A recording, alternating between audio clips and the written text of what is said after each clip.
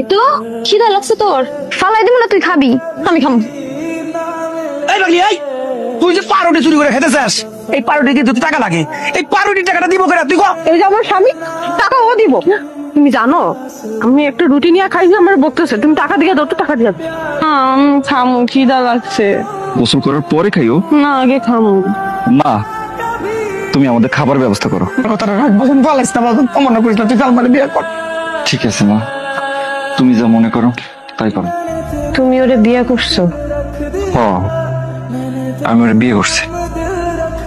আমি মানি না। কি হয়েছে মিতু, খিদা লাগছে?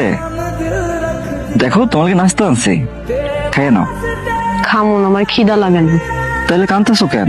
কান্দুম না? আমার জামাই আমার থুয়ে নতুন একটা বিয়ে করে ঘরে সতীন আনছে। পাগলি হলেও তো আমার জামাই লাগে, অন্য কারো দেখলে আমার কষ্ট লাগে। হাসান প্রবাসে যাওয়ার পর থেকে আমার শাশুড়ি, ভাসুর আর সালমা আমার উপর অনেক অত্যাচার শুরু করছে। সালমা আমার কাছ থেকে ফোন নিয়ে যায় যেন আমি হাসানের সাথে কোনোভাবে যোগাযোগ করতে না পারি। আমারে দিয়ে ওরা বাড়ির সব কাম করায়, রাইতে ঘুমাইতে দেয় না।